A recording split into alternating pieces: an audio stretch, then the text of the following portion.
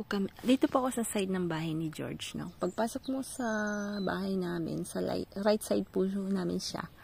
Yan. Naitanim din po ako ng 1, 2, 3, 4, 5 pong sili. Yan. Kukunin natin po yung mga kulay green na yan. Tapos, ayan, doon pa po madami. Ayan, may basilic. Para mas malapit po sa bahay ito. Tapos, yan, kangkong. May celery po doon. Yan, tas thyme. Ayan, dito po yan sa side ng bahay ni George. Tapos, ayun po yung, basilic, ang lalaki. Ayan. Kukuha tayo mamaya yan kasi masarap yan pagka nagprito ng isda. Ayan po. So, today po tayo ng mga sili. Naman po sa in front ng bahay, may 3, 4 yata. Yan. Pero dito, medyo malalaki po. Malaki. Ito po yung nakuha ko dun sa kadila. Yan. Yan. Siguro. Tapos ito, medyo malalaki. Mas, hindi ganun ka, maanghang din, pero hindi ganun kaanghang na po. So, kukuha din po tayo dito. So, katabi po ng grapes. Ayan na yung grapes natin, no? Yan.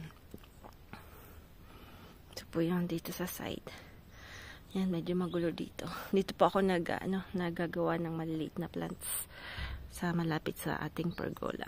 Dito naman sa garden, ayan, dito malalaki po. Malalaki po yung sili dito, oh. Ayan, ibang klase din po. Ayan. Hindi ko na po tinanim to. Nabuhay po dito sa pot. So, lagyan ko na lang po ng pataba, no? Tapos ito yung alokbati. Mataba na rin yung alokbati, ah. Pero sa tingin ko to hindi mamamatay during winter. Tapos ito po yung parang pechay dito. Tapos ito po yung natin. Kahapon po kumuha ako ng kangkong. Mamaya po kukuha ulit ako kasi masarap po yan kasabay ng isda. Yan. Kunin natin itong malalaking to. Tapos doon po yung mga sili. Katabi ng laurel. Tapos ayan na. Ating garden. Medyo may araw na po. Sarap po. I can stay all day here sa garden. Sarap po sa mata yung mga gulay. Yan. Sarap po sa mata. Yan. Tapos yung kalabasa ni Ka-Farmer. Ayan na. Ayan na po siya. Oh. Ang laki na. Ayan. Tingnan natin kung lalaki siya. Ha? Tingnan natin kung lalaki. Kalabasa ni Ka-Farmer. Ayan yung wala pa rin tumutubo sa plat ni Frank. Tapos dito naman po yung mga sa bilog-bilog. Ayan. Mga rounds. Ayan. Mamaya po lalagyan ko to ng lupa. Yung kinuha natin na lupa. Hindi po pala yun libre. Yung lupang yun. Napagalitan si Frank. Di ko na lang masyadong napagalitan po siya kasi yung libre pala yung mga trunks ng vine. So, ganyan talaga. Sabi niya bayaran niya daw. Ayaw naman magbabayad. So, hayaan mo na. Delivery na rin, di ba po? Ayan, ito po yung kukunin natin. Yung yung sa kabilang side, no? Ayan. Ito po yung pala yung sinasabi kong pinapalaki ko, no? Ang tataba nila, no? Yan po. Kaya hindi masyadong kita yung bunga gawa ng green na green, no? Pero ang dami po niyang bunga. Tapos ang dami pang bulaklak. Sayang po kasi may winter. Tapos ayun yung dalawang ang laki. Ayan po. Tingnan niyo po kung gaano kalaki. Ayan. Ang laki po. Ayan. Ang laki. Ayan. Yun. Laki. Kuhanin natin tong mga to. Ayan. Iba din po siya. Iba-iba po. Ayan. So, ayan. Kuha tayo. para meron tayong imbak ngayong winter. Yan. Maaraw na. Paaraw na po. Ayan. Kung gaano kalalaki ating mustasa. Magtanim po kayo ng mustasa, no? Mabilis lang po siyang patubuin. Hindi siya maarting halaman. At napakasarap. May I love. Dati po, ay nako. Sad po ako kasi wala akong nabibiling mga ganyan yung greens. Wala po kasi dito masyado. Malayo po kasi kami sa maraming may mga Pinoy. Kaibigan ko po sa Bordeaux, meron po silang parang community ng Asian community. May nagtatanim ng mga ganyan. Dito po sa amin wala. So, kailangan mo talagang sariling kayod. Sariling tanim. Ayan. Diyan, dami na. Pupuno na. Kit ng basket ko. Nabili ko lang yan. 1 euro. 1 euro lang bili ko dyan. Ganda. Yung iba, binibenta yan ng 15. Fairness, meron lang siyang konting something here. Pero, ano niya pa, sturdy siya. Maganda yung pakagawa sa kanya. Ayan. Diyos ko. Ayan.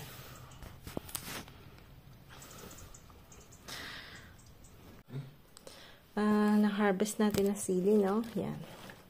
Dami-dami din po, At ito na yung itlog ni Rebel. Dami na, Yan. Lalagay na po natin to sa botil yung malaki. Ayan po yung ginawa ko ngayon today. Yan. Yan yung ginawa ko po. Tapos to bibigay natin to kay George, Dalawa lang naman sila. So, I don't think na lagi ko naman siyang binibigyan. May ginawa na daw siya. Ewan ko anong klase din pagkakagawa ni George. So, ito po. So, dalawa na po yung natin, yung ganyan na natin.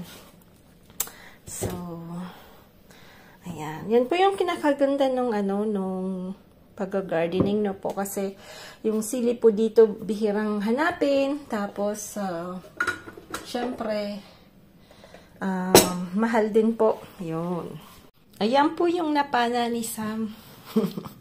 Yan po yung fish po ang ulam namin today. Tapos magsasalmon po ako.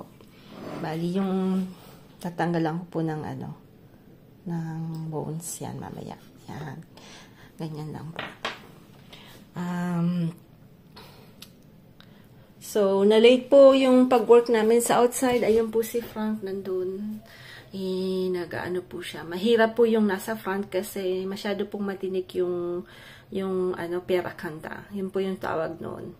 Titingnan natin mamaya po. Pupunta natin si Frank. Kasi yung fish natin ay hindi pa po siya frozen pa ng konti. Kasi ayoko pong yung po kasi namin, yung tawag dito is congelator, yung freezer namin po is lang po yun talaga, yung gaya kay mama, yung dapat po yung mga meat, ganon, kailangang tanggalin at night. Kaya lang pag fish naman kasi, maliit lang naman.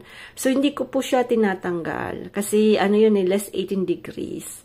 But, ang nangyayari, naka-frozen pa tuloy siya kasi matigas na matigas po talaga siya. So, anyway, 11:30 pa lang naman po. Si Frank ngayon pa lang po siya nag-start na mag-work sa outside kasi ngayon pa lang po talaga medyo yung temperature mataas. Kasi pag malamig naman, ayaw niya nang mag-work sa labas kasi syempre, ang gusto niya naka-t-shirt lang po siya tsaka naka-short. Ayun. So, ang ginawa niya po, yung mga announce niya po, kasi may mga binibenta po siya sa marketplace tsaka sa Bungkwa. Niya po yun, in-update niya po yun. Ayan. So, today po, yan pong kakainin natin. At, syempre, yung tirang kanin kahapon, iinitin ko na lang po yun. Ayan. Iwanan po lang muna natin itong isdang to. At may konting, natin to, tatakpan natin ito. Kasi, may kalaban na langaw. Ayan. Ayan, balik po ako sa garden. Kuha po ako ng konting greens, no? Ayan. Nalagay ko po sa tirang adobo and sa isda. Ayan. Ito po yung sa isda. Tawag po dito uzay. Pero ewan ko kung sa Pinas may. Dinala po ako kay mama. Ewan ko po kung nabuhay. Kasi ang sarap niya po sa isda. Maasim-asim po yung ano niya. Parang pwedeng pampalit ng kung mahilig po kayo sa ano maasim. Ayan. Dito na. Pwede ko na itong kuhanan. Lalaki na po ng mustasa dito sa kabila. Yun, tumataas na po. Ayun. Tapos dito, madami na rin. So, pwede na natin itong kuhanan din. Lalaki na. Kaya lang yung ano po yung isang, yung pecha hindi tumubo. Palso na siguro yung ano nun. Yung, hindi na siya, ano po, yung buto. Ayan. Ayan, so, lalaki.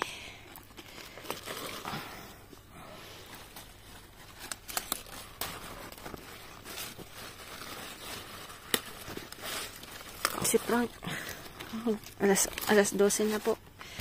Kakain na, magpe-prepare pa lang po ako ng pagkain. At meron din po kaming olive tree dito. Kulay green yung bunga nito. Ayan. Tapos meron po kaming lemon din dito. Ayan. Ako lang nagpatubo niyan. Buto lang po yan. Tapos ito po yung sinasabi ko sa inyong napaka yun sa front namin. Pag meron po kayong big na lots, advisable po to kasi wala po talagang makakapuntang magnanakaw sa inyo kasi tingnan niyo po yung turns niya. As in, sobra-sobra yung turns niya. You cannot go inside. Yan si Frank. Ang kanya pa namang gloves, butas-butas na kasi ayaw niyang bumili dahil mahal daw. Yan. Magtitipid to. 20 something din euro yung gloves. Sabi ko kasi, mas gusto mo ba yung matunok yung kamot mo kaysa mag-gloves? Ayaw niya. Ayan mo siya. Bilang ko na lang siya. Kasi nung last time wala pa kasi umapakan mo yan nuno. It's 11:30 ah. I was thinking it's only 10. Muntik nang muntik nang ayan po yung bahay sa front. Ayan. Kaya po nagustuhan ko po to kasi pwede pong 4 na car ang maggarahe, no? Kaya hindi na kami nagtanim doon sa malapit doon. Tapos I plant hoya there. Huh? Hoya, laba. Doon lapila ba to sa yan? Trick mot laba. Yeah. Ouais. I will help you après. Hein? Wow, tu vas enlever ça tout ça? Ouais. Oh no. C'est ça, après ça vole. Bon, après c'est pas grave ça fait de compost chérie, non? Ah non, c'est après quand c'est chiant. Eh France, ça, tu peux le mettre là-bas, ça. Parce que ça c'est presque compost. Eh ben, non? donne-moi un truc. Bah c'est là, enlève celle-ci. Elle est presque vide. Sabi ko dun yan lagay sa parang compost natin. Yeah. The other one, not the plastic one, the one you do. Yeah. No? Oui, tu peux en faire là. Oui. Wala. Pagka yung retired ka na pa talaga, medyo naiinip ka na rin. Lahat gusto mong parang very active ka, no? Ayun. Tu sais qu'il y a il y a une prise ici, hein? Hein? Il y a une prise là. Oui, je sais. C'est pourquoi? Le fil qui passe là, c'est ça.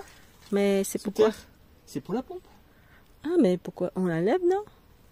Il est tout le temps, hein? Ouais, mais si on l'enlève, c'est que ça marche pas la pompe. Ah oui, d'accord. Ok. Okay. So this one we have to clean po. Yan po yung kailangan pong lilinisan din namin yan. So, yan po. Mabilis lang naman po yan. Mabilis. Yan po yung today's work namin yung mag-asawa. Siya lang pala po. Kasi ako, may din po akong gagawin.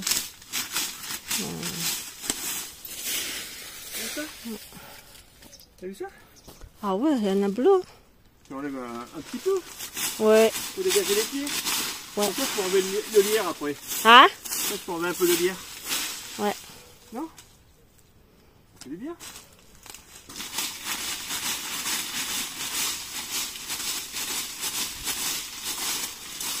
Regarde. Eh, c'est un bruit là, je rigole. Quoi? Your memory is going to jump.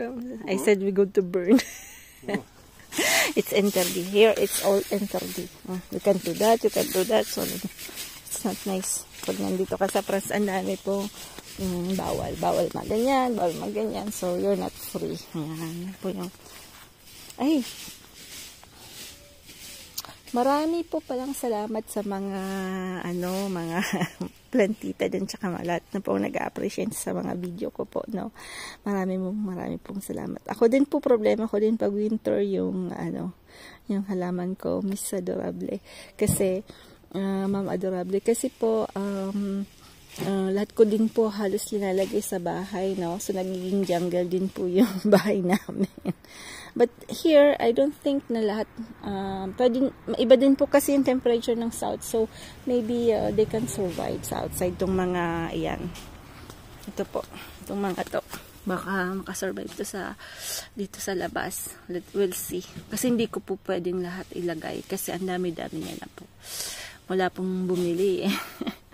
I try to sell but wala pong, may bumili lang na 2. So, ganyan lang talaga. Sa reunion po, halos lahat binili yung halaman here in France. Ang dami po kasing mga tindahan ng halamanan. So, they prefer to go there. Kahit mahal. So, ganun po talaga. Wala tayong magagawa.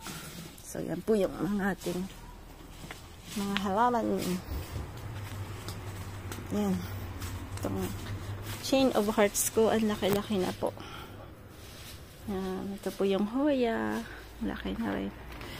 Sayang nga po kasi ang gaganda po nila, no? As in. Ayan. Gandang buhay po sa lahat. Ayan, tanggalin natin to. Ayan po yung tira nating chicken. Ayan, init ko lang dito. At papatay na natin. Dito natin lalagay yung ating tawag nito. Pipirituhin na po. Hindi. Yung salmon. Ayan po. Piprito na natin yung salmon. Ito po yung kinuha natin sa garden. Ayan. Late na. Ito yung juice niya. Sam, hindi pa bumababa si Sam. Tapos ito yung pipirituhin natin. Ito nadali ito, oh. Malapit kasi sa hindi nakita ni Sam na nagluto siya. Madali. Buti na lang hindi po nasira. Pagka nagpiprito po ako ng salmon, para po masarap yung balat, para po makain nyo po yung balat, lalagyan po nyo ng butter or margarine. Pero wag nyo pong butter lang, no? Kailangan pong mayroong mantika. Ha?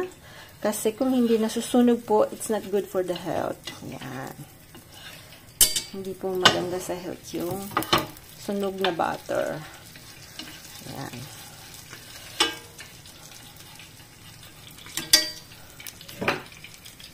Itong paisubusin natin to. Mauling to kasi doon po natin yung inano sa labas, no? Mauling. Dito. Ay!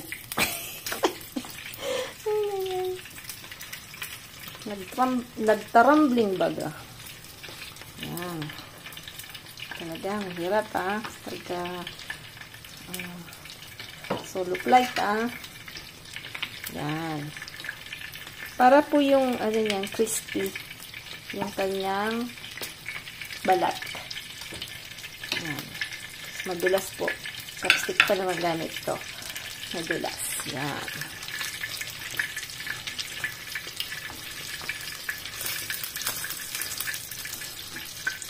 Bago po yung kawali. Nagbago po ako ng kawali.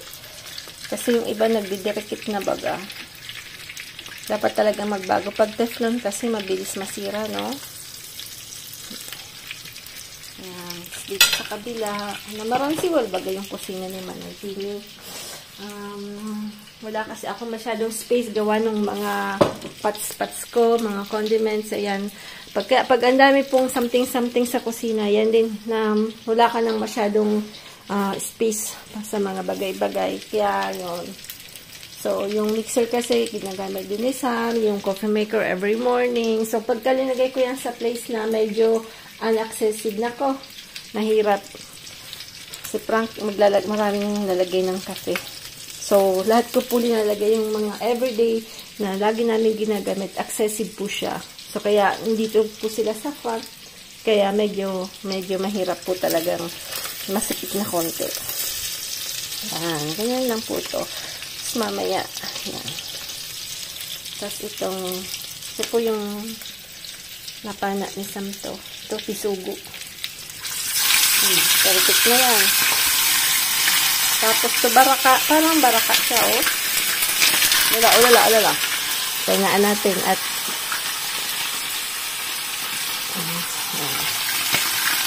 ako meron sa crispy kasi pag ganyan, pati ulo kinakain ko po. Sarap kasi yung ulo, diba? Gusto ko crispy siya. Pagka nag-treat ako, gusto ko crispy.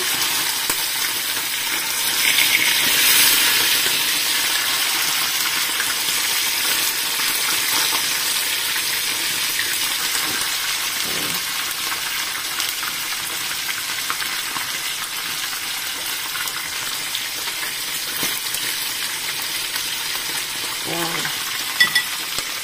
Wala. Ano na po? 12, 10. Ayan. Pagka yung side luto na, yung tingnan niyo po yung ano niya, yung balat po. Crispy po siya, no? Ito hindi pa masyado. So, mamaya, papaanin po natin sa plat. Ito po crispy. Masarap po yung kainin. Ayan. Tapos medyo pinakarabahan kong konti kasi hindi siya nagki-crispy. Marami kasi sila dyan. Ayan.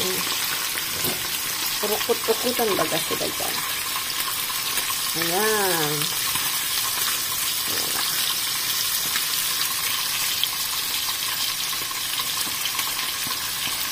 Sarap po yung salmon, in fairness. So, wag pong masyadong matagal para yung inside po niyan, ano pa rin po siya, parang nagme-melt sa mouth. Ganyan po yung kulay niya kasi may butter po siya, no? Kaya margarine. Kaya medyo crispy yung ganyan niya. Pero yung inner po niyan, masarap din po kasi soft po pa rin po siya. Kasi yung salmon, wag masyadong pong dry na dry, hindi pa kalito. Hindi mo pa masyadong ma-appreciate yung meat niya pagka masyado siyang dry na dry, no? Kaya dinalagay natin yan sa sushi. Yan. So, tatanggalin natin yan mamaya. At ito naman ay crispy na siya. Lagyan ko nito.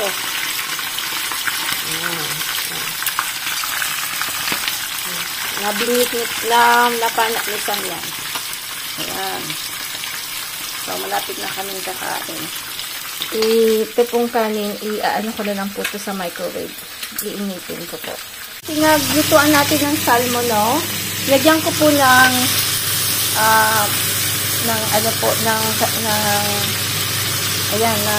kamatis. Saka ng gulay, ng kangkong po, saka ng uzay.